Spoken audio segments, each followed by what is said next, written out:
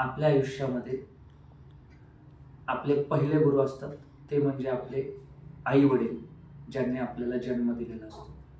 त्यानंतर आपण जसं जसं मोठं होतो तसं शाळेत जायला लागतो आणि शाळेमध्ये गेल्यावरती लहान गटामध्ये लहान लहान गटापासून मोठ्या गटापासून 1ली ते 10वी पर्यंत जे आपल्याला शिकवतात ते असतात आपले शिक्षक. 10वीच्या नंतर आपण महाविद्यालयामध्ये प्रवेश घेतो.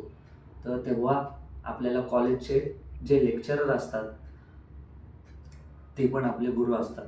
जसं तुम्ही 11वी-12वीमध्ये जे शिक्षक असतात तेही गुरु असतात.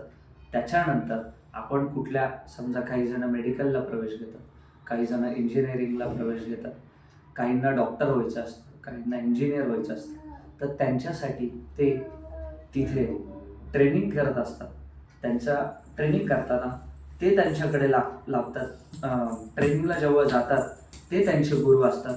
काही जण टी व्हीवरती काही जणांचे रोल मॉडेल्स असतात.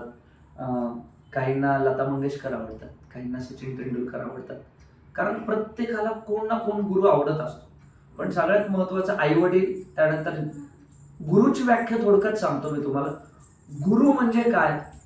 गुरु म्हणजे जो व्यक्ती गुरु म्हणजे काय? जो व्यक्ती आपल्याला शिक्षणाची माहिती देतो, आपले अनुभव शेअर करतो, ज्याच्याकडनं आपण काहीतरी शिकतो, ज्याच्याकडून आपल्याला प्रेरणा भेटते, ज्याच्याकडे बघितल्यावरती असं वाटतं की अरे हा यार, आपल्याला फक्त त्यांच्यासारखं बनायचं आहे, तो असतो गुरु. तसे आमचे गुरु, माझ्या जीवनामध्ये अनेक गुरु आले. त्या पुस्तकात मी सगळे लिहिलेले आहे. माझे पहिले गुरु आई वडील होते, त्यानंतर शाळेतले पुणे विद्यार्थीगृह, भावे स्कूल, त्यानंतर ICA कॉलेज ऑफ हॉटेल मॅनेजमेंटचे माझे गुरु होते मिस्टर शत्रुघ्न रॉय सर. हे माझ्या आयुष्यातले गुरु होते. मी त्याच्यानंतर पहिली नोकरीला लागलो तेव्हा मी KFCला असताना माझे मिस्टर प्रमोद वर्मा इज माय गुरु. एकदम साधा व्यक्ती होतो, पण ते इज इंडियाज. आज KFC तुम्हाला माहिती आहे सर, बर्गरचा ब्रँड आहे नॉनव्हेजचा, आणि KFC is a international brand. आणि त्यांना एक पारितोषिक भेटलं सर टोकियोमध्ये. India's one of the best restaurant general manager is a mister Pramod Varma. ते माझे KFC मध्ये गुरु होते. त्याच्यानंतर मी फासोसमध्ये अनेक जण गुरु भेटले. त्यानंतर मी बँगलोरला गेलो सर. बँगलोरला ते सरांचं आता त्यांचं नाव मला आठवत नाही, ते माझ्या आयुष्यात गुरु होते. त्याच्यानंतर मी सर तुम्हाला सांगतो ट्रेनिंग कॉलेज केलं. 5 स्टार हॉटेलला होतो मी, क्वालिटी इन सेंचुरियनला. तिथे मोरे सर म्हणून होते, ते माझे गुरु होते.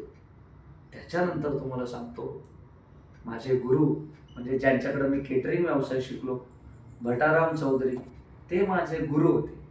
आणि मी तुम्हाला एक सांगतो की आयुष्याच्या प्रत्येक टप्प्यावरती, वळणावरती जसं जसं वय वाढतं तसं तसं प्रवासामध्ये आपल्याला अनेक गुरु भेटत जातात. आणि प्रत्येक जण आपापल्या क्षेत्रामध्ये मोठं होण्याचा प्रयत्न करत असतो. आज सरांचा शिक्षकी पेशा आहे, आज माझा व्यावसायिक पेशा आहे. पण सरांनी हे रॉयल फिटनेस क्लबच्या माध्यमातून ते एक समाज प्रबोधनाचंही काम करतात. बरोबर आहे सर? बरोबर. समाज प्रबोधनाचंही काम करतात. यांच्या मार्फत कितीतरी कुटुंबांनी, त्यांचे व्हिडिओ बघतो की कितीतरी कुटुंबांनी त्यांचं आयुष्य बदलवलंय. तर सर मला एक सांगा, तुमचे अनुभव थोडे सांगा की त्यांना खरंच वाटतं की पैसा हा महत्वाचा नाही, पैसा हा नंतर पार्ट आहे, व्यवसाय हा नंतर पार्ट आहे. पण ज्या लोकांचे आयुष्य बदलले, ज्यांचं वजन कमी झालंय, एखादी 70 वर्षाची महिला असेल, एखादी 80 वर्षाचा एखादा पुरुष असेल, ते म्हणतात की अरे आमचं वजन कमी झालं Mahesh, really I am proud of you, thanks a lot. तेव्हा सर एक काय भूमिका वाटते की तुम्हाला काय वाटतं? जेव्हा इतरांचे आशीर्वाद मिळतात तेव्हा खूप छान वाटतं. कारण की ते आशीर्वाद आपल्याला पुढे जायची प्रेरणा देत असतात. त्यांचे अनुभव जेव्हा ऐकतो ते आपल्याला ग्रेट गुरु देवासारखं मानतात, तेव्हा खरंच छान वाटतं. आणि एक नक्की वाटतं की आपण इतरांच्या आयुष्यामध्ये खूप छान बदल घडवू शकतो. त्याचा विश्वास मिळतो आणि खरं तर गरज आहे, मराठी माणसाला गरज काळाची आहे. गरज आहे, कलियुग आहे, खूप कलियुगामध्ये लोकांना पाहिजे. व्यावसायिक संधी आवश्यक आहेत, त्यांना गरज आहे आणि ती देण्याची एक संधी मला मिळाली.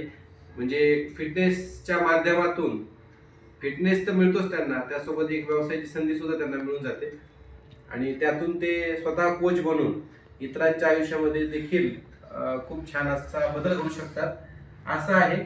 आणि खरंच खूप छान हा माझा प्रवास जो निरंजन गवण सरांनी मांडलाय, त्याच्यातून देखील ते प्रेरणा देण्याचा प्रयत्न करतायत आपल्या मराठी तरुणांना की नक्कीच व्यवसाय करा आणि व्यवसाय करून स्वतःचा आणि आपल्या या महाराष्ट्र भूमीचा गौरव वाढवा.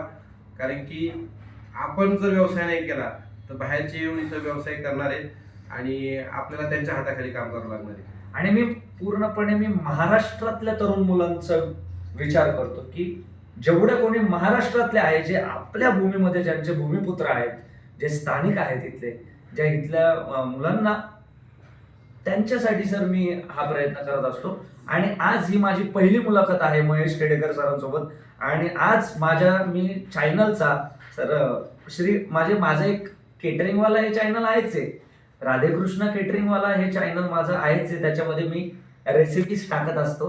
पण आज माझ्या चॅनलचं मी तुम्हाला नाव पण सांगतो की सर मी ह्याच नावाने माझं चॅनल चालू करत आहे, माझा प्रवास नावाने. आणि ह्या नावाने, कारण मी या चॅनलचं पण नाव सर माझा प्रवासच देतोय.